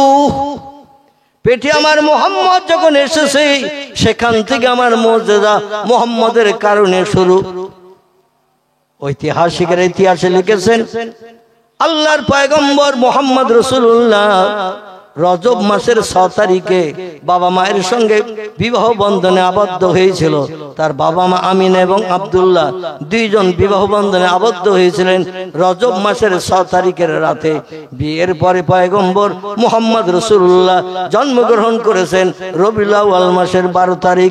ঐতিহাসিকের ইতিহাসে লিখেছেন, হিসাব করলে দেখা যায় পয়গম্বর মায়ের পেটের ভিতরে ছিল 8 মাস 6 দিন। কদিন বললাম? 8 মাস 6 দিন। তবে আমাদের মেয়েদের কথা মোতাবেক রাসূল অপুরুষ্ট ছিল না। আমাদের দেশে অনেক মেয়েরা গর্ভবতী হলে যদি 9 মাস 10 দিনের আগে 2-1 মাস আগে বাচ্চা হয়, বলে অপুরুষ্ট বাচ্চা হয়েছে, তুলার ভিতরে রাখ। এ বলে না, তুলোর ভিতরে রাখ। আবার একটা হ্যালোজিন লাইট ওর মুখে মাথার উপরে জ্বালিয়ে দে, গরম থাক, যাতে ঠান্ডা লেগে সর্দি লেগে নাক জাম হয়ে না মারা যায়। গরম লাইটও জ্বালিয়ে দেয়া হয় তার দোলনার উপরে। ঠিক বললাম না ভুল বললাম? দুনিয়ায় যত বাচ্চা পৃথিবীতে জন্ম নেয়, অধিকাংশ বাচ্চা মায়ের পেটে থাকে 9 মাস 10 দিন। কদিন? কিন্তু আমাদের মেয়েরা বলে বাচ্চা পেটে থাকে 10 মাস 10 দিন। এ বলে না? বলে না? মোরারি সাহেব বোধহয় বলে না, বলে? এখানে বলে না? আমার ভাই বলল না। তাহলে এখানকার মেয়েরা বলে, আমি এক্ষুনি যেয়ে শুনবো কিন্তু মেয়েদের কাছে, বাচ্চা কদিন থাকে আপনাদের পেটে। ছেলেরা ওটা বলতে পারবে না, কারণ ওদের পেটে তো বাচ্চা থাকে না। বাচ্চা ছেলেদের পেটে থাকে? থাকে না, মেয়েদের পেটে থাকে। এই জন্য ওরা তথ্যটা দিতে পারবে। তাই ওরা তথ্য যেটা দেয়, অধিকাংশ মেয়েরা একমত, বাচ্চা পেটে থাকে 10 মাস 10 দিন। ইসলাম শরীয়তের ফতোয়ার কিতাবে লেখা হয়েছে, বাচ্চা মায়ের পেটে থাকে 9 মাস 10 দিন। কমাস বললাম? বিজ্ঞানীরাও একমত, বিজ্ঞানীরাও একমত। ওরাও বলছে বাচ্চা মায়ের পেটে থাকে 280 দিন। কদিন? 280 দিন। মাস হিসাব করলে দেখা যাবে 9 মাস 10 দিন। মানে কোরআনের সঙ্গে, শরীয়তের ফতোয়ার কিতাবের সঙ্গে বিজ্ঞানীরাও একমত। কিন্তু আমাদের মেয়েরা হিসাব রাখে ঠিক, বলার সময় 1 মাস বাড়িয়ে বলে। 10 মাস 10 দিন বাচ্চা মায়ের পেটে থাকতে গেলে 11 মাস পড়লে বাচ্চা হতে হবে। কারণ 10 মাস পেরিয়ে 11 মাস না পড়লে বাচ্চা 10 মাস 10 দিন মায়ের পেটে থাকার সুযোগ পাবে না। ওরা হিসাব রাখে ঠিক। 9 মাস পেরিয়ে গেলে প্রসূতির উপরে বাড়ির মেয়েরা লক্ষ্য রাখে, যখন তখন পেন হতে পারে, বাচ্চা প্রসবের যন্ত্রণা শুরু হতে পারে। 9 মাস পেরিয়ে গেলে প্রসূতির দিকে লক্ষ্য রাখে, কিন্তু বলার সময় 1 মাস বাড়িয়ে বলে 10 মাস 10 দিন। কিন্তু বাচ্চা 10 মাস 10 দিন মায়ের পেটে থাকে না, বাচ্চা থাকে 9 মাস 10 দিন। স্বাভাবিক নিয়মে পৃথিবীতে ভূমিষ্ঠ হওয়ার জন্য এটাই যথেষ্ট, এটাই এনাফ। কিন্তু পয়গম্বর মুহাম্মদ রাসূলুল্লাহকে আল্লাহ পাক আমাদের মেয়েদের মতো 9 মাস 10 দিন মায়ের উদরে রাখেন নাই। আল্লাহ পাক বিশ্ব নবী মুহাম্মদ রাসূলুল্লাহকে মায়ের উদরে রেখেছিলেন 8 মাস 6 দিন। কদিন? রজব মাসের 6 তারিখ থেকে নিয়ে রবিউল আউয়ালের 12 তারিখ পর্যন্ত হিসাব করলে দেখা যায় 8 মাস 6 দিনে হয়। এখন সব বাচ্চা জন্ম নিল 10 মাস 10 দিনের মাথায়, কিন্তু নবী কেন 1 মাসেরও বেশি আগে জন্মগ্রহণ করলেন? তাহলে নবী তো অপুষ্ট হয়ে জন্ম নেওয়ার কথা, নবীর তো তুলোর ভিতরে রাখার কথা, নবীর মাথার উপরে হ্যালোজিন লাইট টাইট তো জ্বালিয়ে রাখার কথা। আমাদের দেশের মেয়েরা যেমন জ্বালিয়ে রাখে, আসলে ব্যাপারটা তা নয়। আল্লাহ বলছেন আমি আমার পয়গম্বরকে স্বাভাবিক মেয়েদের মতো মায়ের পেটে 9 মাস 10 দিন রাখলে রাখতে পারতাম, কিন্তু এই জন্য রাখি নাই যতদিন পয়গম্বর মায়ের পেটে থাকবে আমিনা ততদিন কষ্টের মাঝখানে থাকবে। এই জন্য আমি কষ্ট থেকে নিষ্কৃতির জন্য স্বাভাবিক নিয়মে আমার মোহাম্মদকে পুরো বডি কমপ্লিট করে ধরার পক্ষে পাঠিয়েছিলাম 8 মাস 6 দিনের ভিতরে। এটা হলো আমার রহমত, এটা হলো আমার করুণা, এটা হলো আমার দয়া। এটা পৃথিবীর কোন মানুষ মুহাম্মদ রাসূলুল্লাহর সামঞ্জস্য হতে পারবে না। মামিনা বলছেন শুধু তাই নয়, আমার মোহাম্মদ যেদিন আমার পেটে আসলো বিয়ের দিন রাত্রিতে, কোন দিন? আব্দুল্লাহর সঙ্গে যেদিন বিয়ে হয় সেই দিন রাত্রিতে স্বামী স্ত্রী মিলনের কারণে আব্দুল্লাহর কপাল থেকে নূরে মোহাম্মদের লাইটটা আল্লাহ আমিনার রেহেমের ভিতরে ঢুকিয়ে দিয়েছিলেন। জোরে বলুন একটু সুবহানাল্লাহ। যদি বলেন হুজুর বুঝলেন কি করে, তাহলে একটা তথ্য আপনাদের কাছে পরিবেশন করি, আপনাদের মগজ সাফ হয়ে যাবে ইনশাআল্লাহ। একটু মোহাব্বতের সঙ্গে কলেমার জিকির লা ইলাহা ইল্লাল্লাহ, লা ইলাহা ইল্লাল্লাহ, লা ইলাহা ইল্লাল্লাহ মুহাম্মাদুর রাসূলুল্লাহ। আব্দুল্লাহ যখন মক্কা নগরীতে আব্দুল মুত্তালিবের ছোট ছেলে হিসাবে বসবাস করছে, একটুখানি এগিয়ে নিয়ে যাই তাহলে বুঝতে সুবিধা হবে। ইসলামিক ইতিহাসের পৃষ্ঠায় বিবদ্ধ হয়েছে সিরাতে ইবনে হিশাম, বিশ্ব নবীর জীবনী গ্রন্থ, খুব মর্যাদাবান কিতাব। এর ভিতরে লিপিবদ্ধ করা হয়েছে আব্দুল্লাহ বাবা ছোট ছেলে হওয়ার কারণে আব্দুল্লাহ চেহারা দেখতে খুব সুন্দর ছিল এবং তার কপালে মাঝে মাঝে টর্চ লাইটের আলোর মতো একটা নূরের জ্যোতি জ্বলে উঠত। জোরে বলুন সুবহানাল্লাহ। এই নূরের জ্যোতিটা জান্নাতুল মাওয়ার ভিতরে আদম সফিউল্লাহর দেহটা যখন বানানো হয়েছিল, পচা কাদামাটি দিয়ে একটা স্ট্রাকচার বডি বানানো হয়েছিল। এই বডিটার ভিতরে জিবরিল আমিন প্রাণ ঢুকাতে যেয়ে 4 বার ফেল করেছিল। কবার? 4 বার ফেল করেছে। জীবন ঢুকিয়ে দেয় আলমে আরওয়াহ থেকে একটা প্রাণ নিয়ে, জিবরিল হাত বার করে, প্রাণটাও সঙ্গে সঙ্গে বেরিয়ে যায়। অচল দেহ সচল হয় না। জিবরিল বলছেন আল্লাহ আপনার হুকুম তামিল করে কাজ করতে গেলাম, কিন্তু কাজের সফলতা পাচ্ছি না। আল্লাহ বলেন কারণ? বলে কারণ আমি জানি না, আল্লাহু আ'লামু বিমুরাদিহি, বিষয়টার জ্ঞান আপনি বেশি রাখেন। জোরে বলুন সুবহানাল্লাহ। আল্লাহ বলেন জীবন ঢুকিয়ে দিচ্ছ, হাত বার করার সঙ্গে সঙ্গে জীবন বেরিয়ে যাচ্ছে, বলেন নাম ইয়া রাব্বি। হ্যাঁ, আল্লাহ বলেন একটু আমার আরশ কুরসির দিকে তাকাও। জান্নাতুল মাওয়া থেকে জিবরিল আমিন আরশ কুরসির দিকে তাকালেন। আল্লাহ বলেন মা তারা ইয়া জিবরিল ইয়া রুহুল আমিন, আরশের দিকে তাকিয়ে কিছু দেখতে পেয়েছো তোমার নজরে? জিবরিল বলছেন নাম ইয়া রাব্বি, আপনার আরশের দিকে তাকিয়ে দেখলাম আরশের উপরে একটা উজ্জ্বল জ্যোতির লাইট তীক্ষ্ণ আলো দিয়ে জ্বলছে।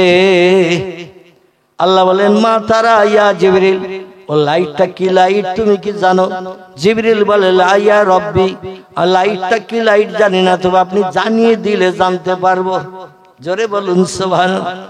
আল্লাহ বলে লাইটটি হলো আউয়ালু মা খলাকাল্লাহু নূরি, যখন কোন সৃষ্টি বানাই নাই, জান্নাত বানাই নাই, জাহান্নাম বানাই নাই, ফেরেশতা বানাই নাই, হুর গেলেমান বানাই নাই, কোন জীবজন্তু কিছুই বানান নাই, আকাশ বানাই নাই, আমি আল্লাহ সর্বপ্রথম বানিয়েছিলাম আমার পয়গম্বর মুহাম্মদ রাসূলুল্লাহর নূরকে। কদ জাআকুম মিনাল্লাহি নূরু, ও ও কিতাবুম মুবিন। আল্লাহ কোরআনে তত্ত্ব কোট করে বললেন, বিশ্ববাসী তোমাদের কল্যাণের জন্য, অন্ধকারে পথ দেখার জন্য, সঠিক রাস্তায় চলার জন্য আমার তরফ থেকে দুটি তোহবা গিফট অনুদান তোমাদের জন্য পৃথিবীতে আমি প্রেরণ করেছি।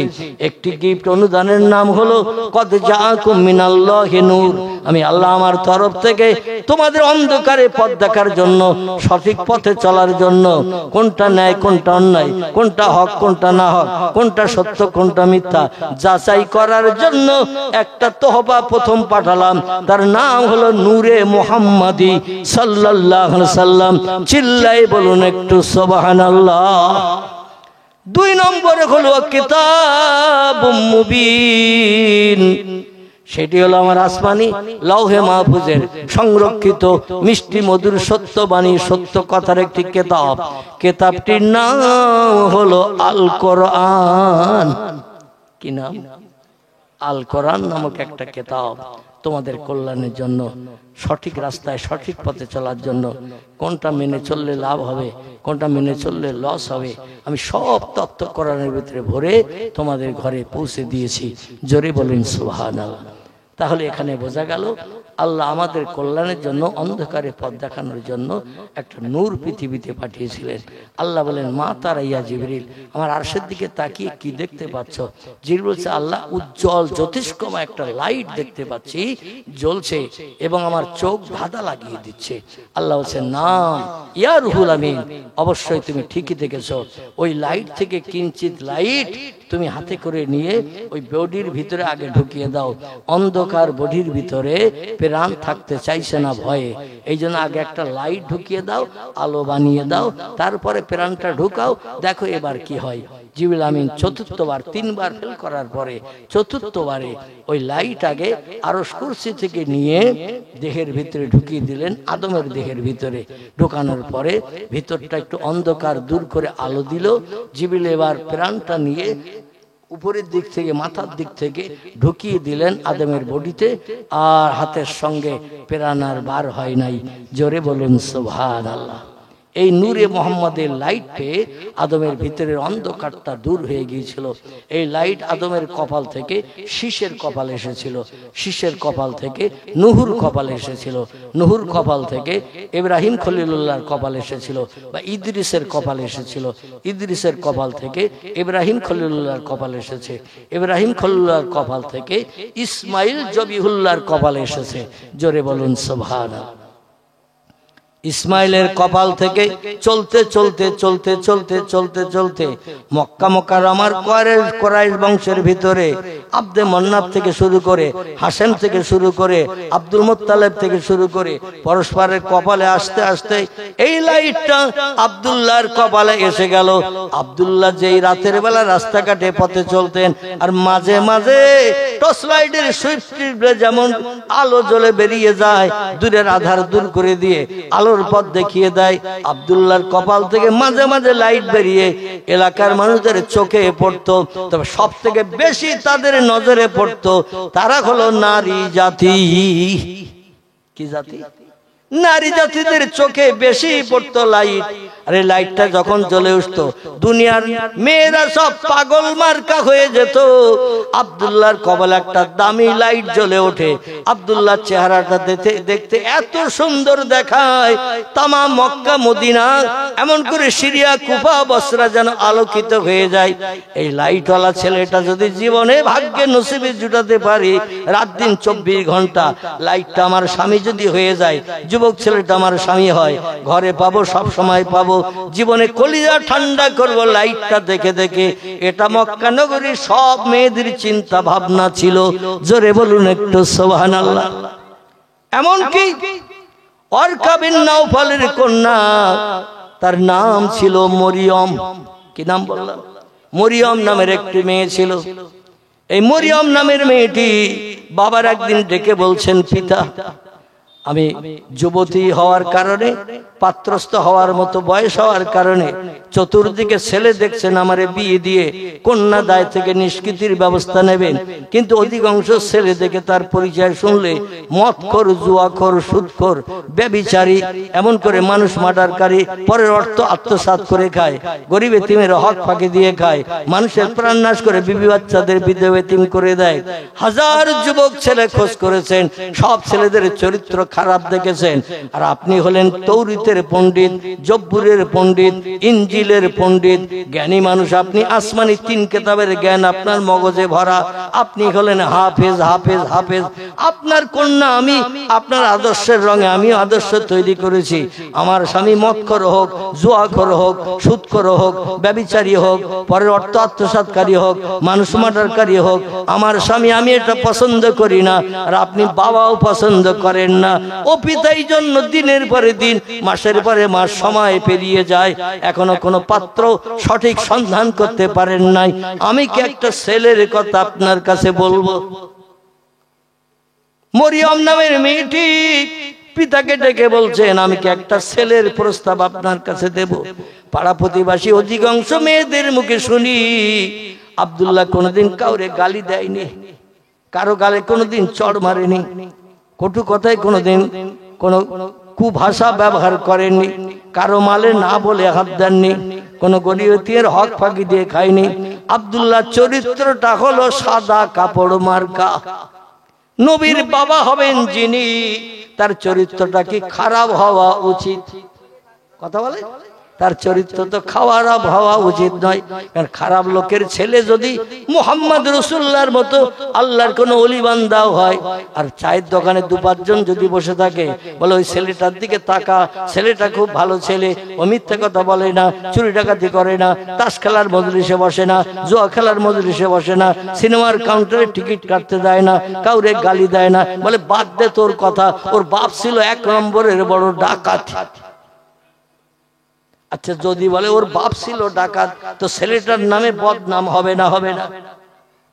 যদি বলে ওর বাপ ছিল বিখ্যাত চোর, দৈনন্দিন চুরি করে করে লোকের বাড়ি থেকে এনে বিবি বাচ্চাদের খাওয়াতো, সেই লোকের ছেলে, তো ওর রক্তের ভিতরেও বাপের রক্ত ঢুকে রয়েছে, এখন ভালো দেখছো পরে খারাপ হবে। লোকজন বলে না? বলে না? এই জন্য আল্লাহ পাক পৃথিবীতে ভালো মানুষ যাদের বানান, তাদের বংশ নসলের দিকে লক্ষ্য করে দেখবেন, দাদা এবং বাবা, আপনজন, আত্মীয় স্বজন, অতীতকাল থেকে তাদের চরিত্র ভালো। জোরে বলুন সুবহান। সব মেয়েরা, এই জন্য আব্দুল্লাহ কখন কোন দিকে কোন রাস্তায় যায় মেয়েরা সবসময় ফলো করতো। আব্দুল্লাহর কপালের নূরের জ্যোতি দেখলে আমাদের ক্ষুধা মিটে যাবে, পিপাসা দূর হবে, কলিজার তুষের আগুন নিবারণ হবে, মনে প্রশান্তি পাবো। এই জন্য আব্দুল্লাহ কোন দিকে ঘুরছে দেখ। মেয়েরা পাহাড়ের গলির পাশে পাশে দাঁড়িয়ে থাকতো আব্দুল্লাহকে দেখার জন্য। আর ওয়ারকা বিন নওফলের কন্যা মরিয়ম নামের মেয়েটি বলছেন, আমি কি একটা ছেলের কথা আপনার কাছে বলতে পারি, আপনাকে একটা ছেলের প্রস্তাব দিতে পারি, বা ছেলের পরিচয় আপনারে জানাতে পারি? ওয়ারকা বিন নওফল বলেন, নাম ইয়া বিনতি, ও কন্যা, বহু ছেলে দেখলাম, বংশ পরিচয় শুনতে যে দেখলাম চরিত্র ভালো না খারাপ, খারাপ জামাই পছন্দ করি না। কারণ আসমানি 3 কিতাবের জ্ঞানী পণ্ডিত আমি, আমার মেয়েটা এবং জামাইটা যেন ভালো পাত্রে পাত্রস্থ হয়, জামাইটা যেন ভালো হয়, এই জন্য আমি প্রস্তাব সব প্রত্যাখ্যান করে দিয়েছি। মেয়েটা বলল, আপনি আব্দুল্লাহ নামক একটি ছেলে আছে আব্দুল মুত্তালিবের, ও ভাইদের ভিতরে ছোট। এই আব্দুল মুত্তালিবের আরো কয়েকটি ছেলে আছে, কারবা নাম হারেস, কারবা নাম মুকাবিম, কারবা নাম হামজা, কারবা নাম আব্বাস, কারবা নাম আবু তালেব, কারবা নাম আবুল আহাব, কারবা নাম আব্দুল্লাহ। এদের ভিতরে আব্দুল্লাহ নামের ছেলেটা সব থেকে আদর্শবান যুবক। জোরে বলুন একটু সুবহানাল্লাহ। ওয়ারকা বিন নওফল বলল, মা, আমিও লোকমুখে শুনেছি, পাড়া প্রতিবাসীদের কাছে শুনেছি, পাড়ার মেয়েদেরাও গল্প গুজব করে আব্দুল নামের ছেলেটা খুব ভালো, কিন্তু আমি ওই ছেলেটারে তোমার সঙ্গে বিবাহ বন্ধন আবদ্ধ করতে পারবো না। মেয়ে বলল, পিতা, কারণ কি, অসুবিধা কি? বলে, ওর বাবারা ব্যবসা করে দূর দেশ থেকে কিছু পয়সায় করে সংসার চালায়, জায়গা জমি নাই, খেজুর বাগান নাই, অর্থবিত্ত টাকা পয়সা নাই, বড় উটের পাল নাই, বড় দুম্বা ছাগলের পাল নাই, বিদেশে ব্যবসা করতে যায়, অল্প কিছু উপার্জন হলে বাড়ি ফিরে এসে সেটা ভাঙিয়ে ভাঙিয়ে খায়। এরকম গরিব দুঃখীদের সঙ্গে আমার কন্যা বিয়ে দেব না, আমি একটু ভালো অবস্থা সম্পন্ন ব্যক্তি দেখতে চাইছি। হযরতে মরিয়ম বললেন, পিতা আপনি দেখতে চাচ্ছেন অর্থ সম্পদ, আর আমি দেখতে চাচ্ছি সৎ চরিত্রবান ছেলে। জোরে বলুন একটু সুবহানাল্লাহ। ও পিতা, শুধু তাই নয়, যে ছেলেটাকে পাওয়ার জন্য এলাকার সব মেয়েরা পাগলিনী হয়েছে, আমিও তাদের মতো পাগলিনী হয়েছি। তার কারণ হলো, যখন সন্ধ্যার পরে রাস্তাঘাটে চলে, ওর কপালে একটা লাইট মাঝে মাঝে জ্বলে ওঠে আর নিভে যায়, যে লাইটটা দেখলে মানুষের ক্ষুধা পিপাসাও পর্যন্ত নিবৃত্তি হয়ে যায়। আপনি ওই ছেলেটার সঙ্গে আমার বিয়ে দেন। ওরকা বিন নওফল বলল, মেয়ে যখন পছন্দ করছে, ভালো ছেলে যখন খুঁজে পাচ্ছি না, তাহলে দেখি আব্দুল মোত্তালেবের কাছে আমার মেয়ের বিয়ের প্রস্তাব দিয়ে দেখি আব্দুল মোত্তালেব কি বলে, কি রায় দেয়। তো একদিন সরাসরি নিজে এসেছেন, কোনো ঘটক টটক ধরেনি, উকিল টুকিল ধরেনি, সরাসরি নিজে এসেছে। নিজে সেই ভালো মন্দ জিজ্ঞাসাবাদ করলেন। ওরকা বিন নওফল বললেন, ভালো আছেন? উনি বললেন, নাম হ্যাঁ।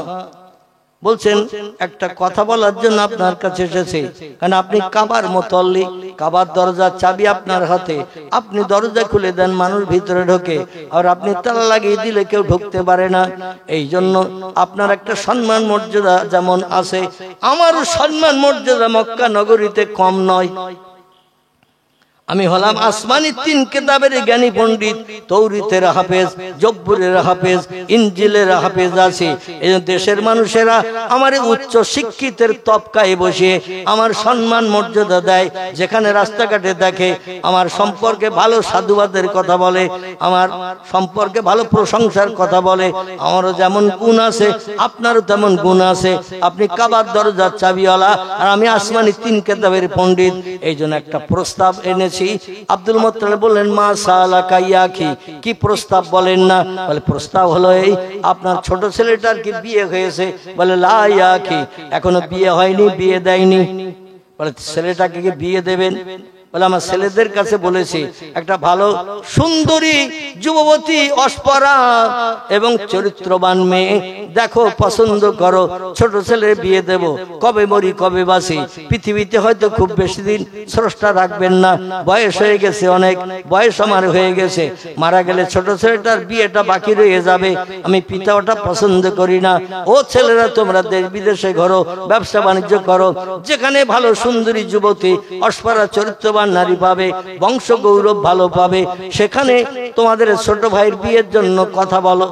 ছেলেরা চতুর্দিকে চেষ্টা চালায়, আর ওরকা বিন নওফল এসেছে নিজেই প্রস্তাব নিয়ে আব্দুল মুত্তালিবের কাছে। আব্দুল মুত্তালিব বললেন, আপনার সম্মান মর্যাদা দেশের মানুষের কাছে যেমন, আমার মর্যাদা তেমন, আমাকেও দেশের মানুষেরা সম্মান দেয়, মর্যাদা দেয়। তো আপনার মেয়ে যখন, আমার ছেলে যখন, আর আপনি কম বেশি এলাকার সুনামীয় মানুষ, পবিত্র মানুষ, ভালো মানুষ, এই জন্য আর কোনো উকিলের দরকার নাই। আপনার প্রস্তাব আমি মেনে নিলাম, আপনার মেয়ের সঙ্গে আমার ছেলের বিয়ে হবে, কোনো আপত্তি নাই। উভয়ে আমরা দুইজনে রাজি হয়ে গেলাম। তবে আব্দুল মুত্তালিব বলল, শোনো, আমরা তো জমি জায়গাওয়ালা নই, খেজুর বাগানওয়ালা নই, ও ওরকা বিন নওফল, আমরা ব্যবসা করে কোন রকমের সংসার নির্বাহ করি। এই জন্য আমার ছোট ছেলে বিয়েটা একটু ঘটা করে দেব, একটু অনুষ্ঠান করে দেব। এই জন্য অনুষ্ঠান করতে গেলে কিছু পয়সা করি খরচের বিষয় আছে, টাকা পয়সা জোগাড়ের ব্যাপার আছে। এই জন্য ছেলেদের ব্যবসা করতে সিরিয়ায় পাঠাবো। সিরিয়ায় ব্যবসা করতে গেলে 1.5-2 মাসের মতো সময় লাগে, কারণ যেতে আসতে প্রায় 1 মাসের মতো সময় লাগে, পায়ে হেঁটে যেতে, পায়ে হেঁটে আসতে। এই জন্য 1.5-2 মাস সময় লাগে। সেখানে এক বাজার থেকে পাইকারি মাল কিনে আর এক বাজারে খুচরো বিক্রি করে, যেটা মুনাফা হয় সেইটা নিয়ে বাড়ি ফিরে আসে। সময় একটু লম্বা করে ডেট করতে হবে, দিনখান করতে হবে, যাতে ছেলেরা ব্যবসা করে টাকা আয় করে নিয়ে বাড়ি ফিরতে পারে। ডেটটা একটু লম্বা করে করতে হবে। আমাদের দেশে বিয়ের ডেটটা যদি লম্বা করা হয়, বিপদের আশঙ্কা বেশি দেখা দেয় না। একটু লম্বা করে ডেট করলে দেখবেন বিয়ের আর 6 দিন বাকি, আব্দুর রহমান ভাইয়ের মেয়ে মোমেনার বাড়ি নেই। আব্দুল করিম চাচার ছেলে মিন্টু, ও আর বাড়ি নেই। মোবাইলের অ্যাকশনে কথাবার্তা হয়ে গেছে। হঠাৎ বাস ধরে ট্রেন ধরে সোজা চলে গেছে দীঘার সমুদ্র সৈকত। কোথায় বললাম? দীঘার সমুদ্র সৈকত। চতুর্দিকে এলাকায় খোঁজ খবর চলছে, ছেলে মেয়ের কোনো সন্ধান নাই। 4 দিন লজ ভাড়া করে ওখানে থাকলো, সমুদ্রে ঢেউতে হাবুডুবু খেলো। আর রাতের বেলা জীবন যৌবনের ক্ষুধা নিবৃত্তি করে ওরা ব্যভিচারে লিপ্ত হয়ে চরিত্রহীনা হয়ে পশুর আদর্শ নিয়ে বাড়ি ফিরে আসলো। এখানে অবশ্য এরম ঘটনা ঘটে না। তো অধিকাংশ জায়গায় যেখানে যায় বলে হুজুর কত ছেলে আর কত মেয়ে চলে গেছে, তার কোনো খোঁজ খবর নাই। বাপ তখন বলে এক অঘটন ঘটিয়ে ফেলেছে, ছেলের বাপ মেয়ের বাপ। ওরা আবার গ্রামের মোড়ল মাতব্বরদের ডেকে বলে এরকম অঘটন ঘটেছে। 4 দিন বাড়ি ছিল না, 5 দিনের মাথায় বাড়ি এসেছে। এখন ওদের 2 মন এক হয়ে গেছে। অন্য জায়গায় দেখাশোনা করে বিয়ে দিলে হয়তো সংসার ভালো হবে না। এখন ছেলের বাপও রাজি, আমিও মেয়ের বাপ রাজি। আর মেম্বার তুমি থেকে এই ছেলে মেয়ে দুটো বিয়ে দিয়ে দাও। এরকম ঘটনা ঘটে না? ঘটে না। মেম্বার থেকে প্রধান থেকে কাজ কমপ্লিট হলো, প্রধান দুটো নাকেমকে দিয়ে দুটো খেয়ে হাত চাটতে চাটতে বাড়ি গেল। আহারে, বর্তমান পৃথিবীতে এই ধরনের ঘটনা অধিকাংশ ঘটতে শুরু করেছে। আর অনেক জায়গায় বিয়ে শাদী না করেও সংসার যাপন চলছে। ওই যে ঘুরে এসেছে মুকুটমণিপুর থেকে, দার্জিলিং থেকে, ওইটাই বিয়ে হয়ে গেছে। মৌলবি ডাকারও দরকার নাই, কবুল পড়ানোর দরকার নাই। এরকম অবৈধ বিয়ে, কোনো বিয়েই হয়নি, উকিল লাগেনি, সাক্ষী লাগেনি, অটোমেটিক সংসার চলছে। মুরারিসা এলাকায় অবশ্য এরকম নাই। এখানকার লোকের নামে বদনাম দিয়ে আর মার খেয়ে মরবো নাকি আমি? এখানকার লোকেরা ভালো। তো আমাদের গ্রামের কথা বলছি, কত ছেলে স্ত্রী তালাক দিয়েছে।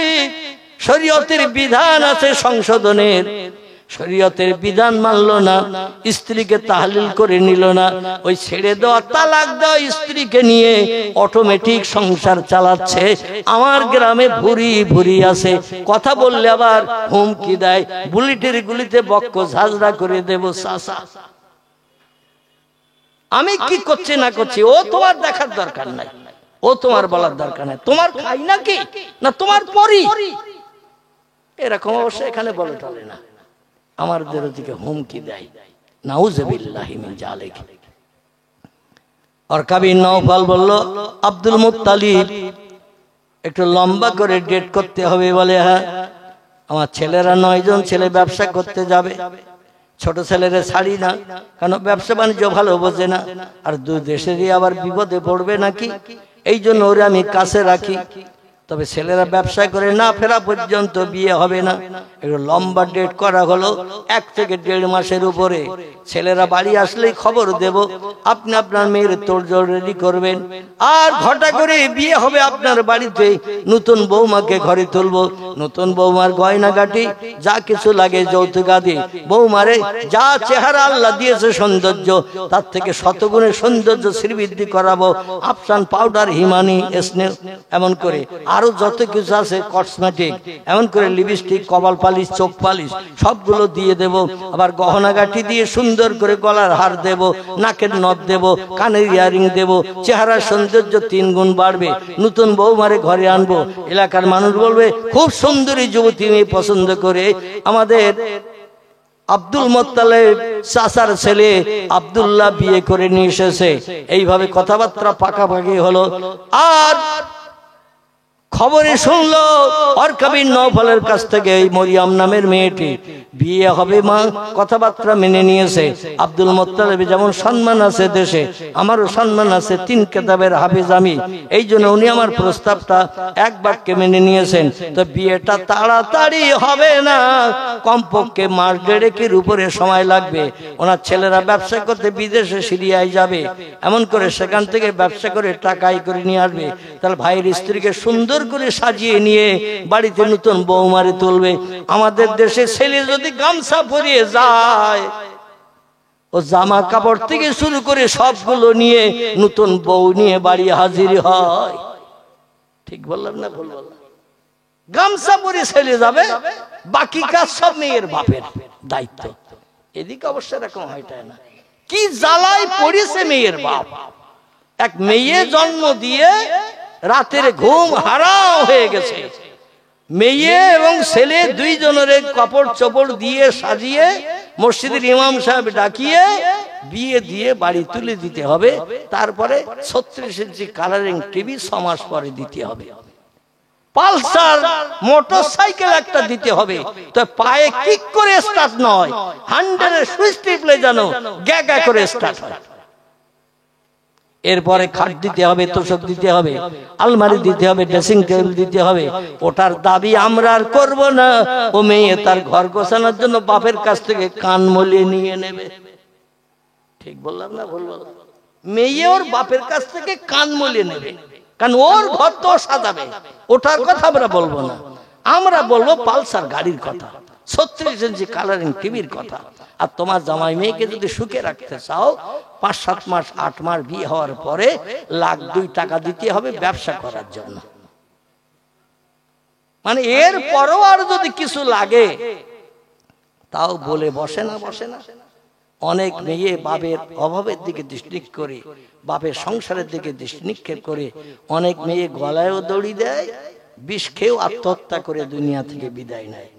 ঘটনা ঘটছে না, ঘটছে না, ঘটনা ঘটছে। আব্দুল মোত্তালেব বলল, আমার ছেলেরা ব্যবসা করে বাড়ি আসবে, টাকা পয়সা উপার্জন করে আনবে, তা দিয়ে নতুন বৌমার যৌতুকাদি গহনাগাটি শাড়ি চুড়ি যা লাগবে আমরা কিনে নিয়ে যাব, নতুন বৌমারে নতুন সাজে সজ্জিত করে নিয়ে বাড়ি আনবো। জোরে বলুন সুবহানাল্লাহ। তবে একটা দাবি, একটা প্রস্তাব, 1.5 মাসের আগে হবে না বিয়ে। অরকা বিন নওফল খবরটা মেয়েরে দিল, মা প্রস্তাবে রাজি হয়ে গেছে, বিয়ে তোমাদের হবে।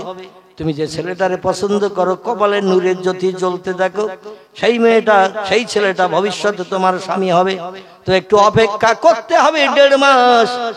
আর আব্দুল্লাহ সম্ভবত তার ভাইরা ব্যবসা করার জন্য প্রস্তাব দিয়ে বাপের কাছে বলেছে, আমরা 9 জন বিদেশে যেয়ে ব্যবসা করব, 9 জায়গায় মাল বিক্রি করব। আর ছোট ভাইয়ের বিয়ে হবে, তার বিয়ের খরচ খরচার ব্যাপার দাঁড়িয়ে যাবে। এই জন্য ছোট ভাইকেও নিয়ে যেয়ে মাল কিনে ওরও এক জায়গায় বসিয়ে দেব, যাতে তাড়াতাড়ি টাকা আমাদের উপার্জন বেশি হয় এবং তাড়াতাড়ি বিদেশ থেকে ফিরে আসার সুযোগ হয়। জোরে বলুন একটু সুবহানাল্লাহ। মরিয়মের কানে খবর গেছে আব্দুল্লাহ যাবে ভাইদের সঙ্গে শাম সিরিয়ার দেশে ব্যবসা করতে, কারণ আব্দুল্লাহর বিয়ের টাকার দরকার। তা আব্দুল্লাহকে সঙ্গে করে নিয়ে যাবে, এক জায়গায় তারে কিছু মাল দিয়ে বসিয়ে দেবে। অরকা বিন নওফলের মেয়ের খাওয়া ঘুম উঠে গেল এই খবর শুনে। কবে কোন দিন আমাদের বাড়ির সামনে দিয়ে সদর রাস্তা, সিরিয়ার দেশের রাস্তাটা আমাদের বাড়ির সামনে দিয়ে সদর রাস্তা, এই রাস্তা দিয়ে 10 জন ভাই একসঙ্গে ব্যবসা করতে যাবে সিরিয়ায়। আমি দেখব সেই নূরের জ্যোতি লাইটটি আমাদের ঘরের সামনে দিয়ে যখন ভাইদের সঙ্গে যাবে, দেখবো লাইটে 1-1.5 মাস বাড়ি আসতে বাকি থাকবে, আর 1-1.5 মাস তো লাইট আর মক্কা নগরী ঘুরে খুঁজেও দেখতে পাবো না। ওই লাইটটা থেকে কলিজা ঠান্ডা করে রেখে ধৈর্য ধারণ করে থাকবো।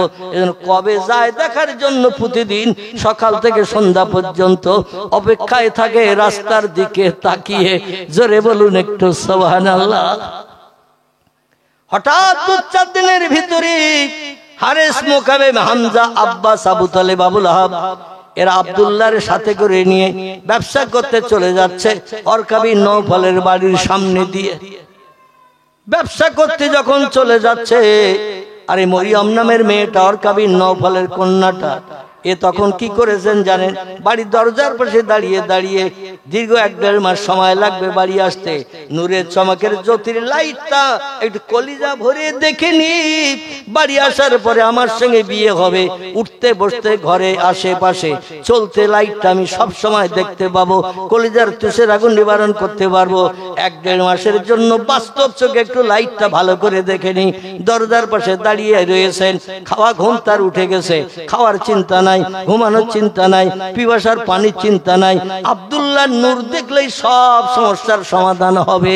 জোরে বলুন একটু সুবহানাল্লাহ, নারায়ে তাকবীর। বিশ্বনবী ভাইদের ভিতরে মাঝখানের ভিতরে রয়ে চলে যাচ্ছেন বিদেশে। আব্দুল মুত্তালিব বলে দিল, নতুন ছেলে নতুন ব্যবসায়ী, তোমাদের ছোট ভাই জীবনে বাইরে বিদেশে যায়নি, এই প্রথম নিয়ে যাচ্ছ, এজন্য ওরে মাঝখানে করে করে রেখে নিয়ে যাবে যেন কোনো বিপদ আপদ না ঘটে। আর বিয়ের গন্ধ গায়ে লেগে গেছে, জেন ভূত প্রেতের আসরও ধরতে পারে, এজন্য মাঝখানে করে করে রাখবে যেন বাইরের থেকে কোনো বিপদের আশঙ্কা, ছোঁয়াচে রোগ টোক যেন না লাগে। ভাইরা মাঝখানে করে নিয়ে চলতে শুরু করেছেন। ওয়ারকা বিন নওফালের কন্যা দেখি চিনতে পেরেছেন এই সে আব্দুল মুত্তালিবের ছোট ছেলে আব্দুল্লাহ। এই রাস্তা দিয়ে যখন যাচ্ছে, আল্লাহর কুদরতি মহিমা, 1 মিনিট 2 মিনিট অন্তর অন্তর কপালে লাইটটা জ্বলে জ্বলে উঠছে, আবার নিভে যাচ্ছে। জোরে বলুন সুবহানাল্লাহ। দাঁড়িয়ে দাঁড়িয়ে লাইট দেখলো, দেখার পরে তুষের আগুন মনে নিয়ে যখন চোখের আড়াল হয়ে গেল, আর দেখতে পাচ্ছেন না, পাহাড়ি এলাকার নিচে নেমে গেছে। আস্তে আস্তে মুখ মলিন করে চোখের পানি চোখে মুছে ভিতরে এসে অপেক্ষা করে। রাতের বেলা ঘুমায় না, কবে ফিরবে দুশ্চিন্তার মাঝখানে রয়েছে।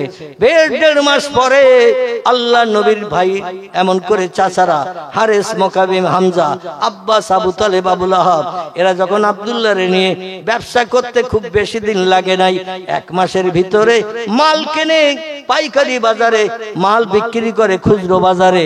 বিক্রি করার কারণে, আব্দুল্লাহ সঙ্গে থাকার কারণে আল্লাহ মুজিজা এত ভরে দিয়েছে, অল্প দিনেই অন্যান্য সময় ব্যবসা করে যা টাকা আনে তার 7 গুণ টাকা বেশি হয়ে গেছে। বিশ্ব নবীর মুজিজা, নূরে মুহাম্মাদের মুজিজা। টাকা এত বেশি হয়ে গেছে, মাল বেচে কম দামে, টাকা যখন অ্যামাউন্ট করে মাল বিক্রি পরে দেখে লাভ 7 ডবল। দিচ্ছে কে? আল্লাহ। আমার ভাইরা, ওরা বলল আর বেশি দেরি করার দরকার নাই, চল সত্তরে বাড়ি যাই, যৌতুক আদি যা কিছু কেনার, কাপড় চোপড় যা কিছু কেনার, স্নো পাউডার, হিমানি যা কিছু কসমেটিক কেনার, এই টাকায় হয়ে যাবে, অনুষ্ঠান করে বিয়ে শাদী দেওয়া যাবে, লম্বা দিন থেকে দরকার নাই। ফিরে চলে আসে। ফিরে চলে আসার পথে আব্দুল ওয়াহাব জোহরি বলে ওই সিরিয়া থেকে ফেরার পথে মদিনা টপকিয়ে যখন আসছে, মদিনা একজন সোনার ব্যবসায়ী ছিল, সৎ কারবারওয়ালা, এর নাম ছিল আব্দুল ওয়াহাব জোহরি। সোনার ব্যবসা করত, তবে হালালি উপায়ে ব্যবসা করত। লোকটার আদর্শ চরিত্র মদিনার সকল মানুষের কাছে প্রিয় ছিল।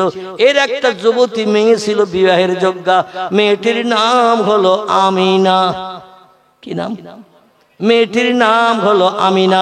আরবিতে আমিনা শব্দের বাংলা অর্থ হলো সুন্দর মন, সুন্দর চরিত্র, সুন্দর ব্যবহার। এই আমিনার চরিত্রে কোনো কলঙ্ক ছিল না। যিনি হবেন নবীর মা, তার চরিত্র আমাদের মেয়েদের মতো হবে তো নাকি? আমাদের মেয়েদের মতো? আমাদের মেয়েদের মতো হলেই তো পেটের বাচ্চা খারাপ হবে। মা যদি রাতের বেলা সারা রাত ভিডিও দেখে, সিনেমা দেখে, এমন করে বিভিন্ন অনুষ্ঠান দেখে, ছায়াছবি দেখে, ওর পেটের বাচ্চা জন্ম নেওয়ার পরে কথা বলতে শিখলে গান গাবে না কোরআন পড়বে? কথা বলে? গান গাবে না কোরআন পড়বে? আব্দুল কাদের জিলানী রাহমাতুল্লাহ আলাইহি সমস্ত পীরদের স্কন্ধে যার পদযুগল, ইরাকের আরবি ভাষা, একে বাংলা ভাষায় বলা হয় অলৌকিক তাজ্জব, আশ্চর্যজনিত ঘটনা। বিশ্ব নবীকে পৃথিবীতে আল্লাহ ভূমিষ্ঠ করিয়ে অলৌকিক তাজ্জব, আশ্চর্যজনিত ঘটনা আল্লাহ পাক শত শত ঘটাননি, বরং কেতাবে লেখকেরা লিখেছেন কিছু কম বেশি 4500-এর মতো নবীকে নবী হিসাবে প্রমাণের জন্য আল্লাহ পাক অলৌকিক ঘটনা 4500-এর মতো 63 বছর জিন্দেগিতে ঘটিয়ে দিয়েছিলেন। জোরে বলুন সুবহানাল্লাহ। এই জন্য কেতাবে লেখা হয়েছে ফাউলিদা মৌলুদুন নবী সাল্লাল্লাহু আলাইহি ওয়াসাল্লাম মিন রবিউল আউয়াল 12 ইয়াওমান। জোরে বলুন একটু আল্লাহু আকবার। বিশ্ব নবীর শুভ আগমন হয়েছে রবিউল আউয়াল মাসের 12 তারিখ সোমবার পুতুষে ভোরবেলা। এতে অধিকাংশ মানুষ একমত। তবে বুখারী শরীফের টিকায় লেখা হয়েছে পয়গম্বর মুহাম্মদ রাসূলুল্লাহর জন্মদিন সম্পর্কে 3 দিনের কথা বলা হয়েছে। কদিন বললাম?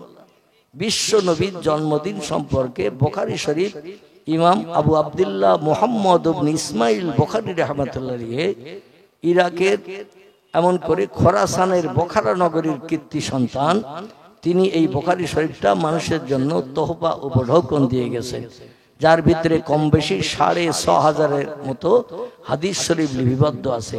প্রত্যেকটি হাদিস ইমাম বুখারী লিখেছেন। ২ রাকাত করে নফল নামাজ পড়েছেন, ডাইনে বামে সালাম ফিরিয়ে চোখ দুটো বন্ধ করে মাথা নিচু করে বসেছেন, আর অন্তরের চোখে পয়গম্বরকে দেখতে পেয়েছেন। জোরে বলুন সুবহানাল্লাহ। আচ্ছা, এই যতটা মানুষ আমরা বসে আছি, আমরা কেউ পয়গম্বর মুহাম্মদ রাসূলুল্লাহকে কোনোদিন দেখেছি? কেউ দেখেছি? দেখি নাই। রাসূল বলছেন, মান রাআনি ফিল মানাম রাল হক। পৃথিবীর যে ব্যক্তি স্বপ্ন যোগে আমার ইন্তেকালের পরে একটাবার স্বপ্ন যোগে আমার দেখলো, তার এই দেখাটা বাস্তব সত্য হিসাবে বিবেচিত হলো। কারণ ইবলিস শয়তান আমার চেহারা কোনোদিন ধারণ করতে পারে না, যে আমারে দেখলো সে সত্য দেখলো। আর যে লোকটা সারা জীবনে একটাবার আমার এই স্বপ্ন যোগে ঘুমিয়ে দেখলো, সে লোকটির জন্য জান্নাত হালাল হয়ে গেল। তার নবীরই স্বপ্ন দেখা ভালো না খারাপ? আর মনের মানুষের যদি 11 বার স্বপ্নে ঘুম ভেঙে যায়, আর দেখি মনের মানুষ বোঝেন তো, মোবাইলের ভিতরে একটু টাচ করলেই যার ফটোটা বেরিয়ে যায়। মোবাইল মেশিনে একটু টাচ করলে, যারে টাচ মেশিন বলে, একটুখানি আঙুল লাগালেই যার ফটোটা বেরিয়ে যায়, অন্য কোনো ফটো বেরোয় না। ও মনের মানুষের ফটোটাই লোড করে রেখেছে। এখানে অবশ্য কারো লম্বা বড় মোবাইল নেই, টাচ মোবাইল নেই, যার আছে সব আমার পকেটের মতো। মানে আমি এই মোবাইল ব্যবহার করি, দেখেছেন এই মোবাইল ব্যবহার, এতেই আমার এনাফ যথেষ্ট। আগামীকাল আবার যাব দক্ষিণ দিনাজপুর তপন থানা, সেখানে প্রোগ্রাম আছে। ফার্স্ট সকালে এখান থেকে আমার বাড়ি যেয়ে ইনসুলিন দিয়ে দুটো নাকে মুখে দিয়ে আবার ফার্স্ট সকালে ফজরে বেরিতে হবে। কারণ কম বেশি 500 কিলোমিটারের মতো রাস্তা। কতটা বললাম?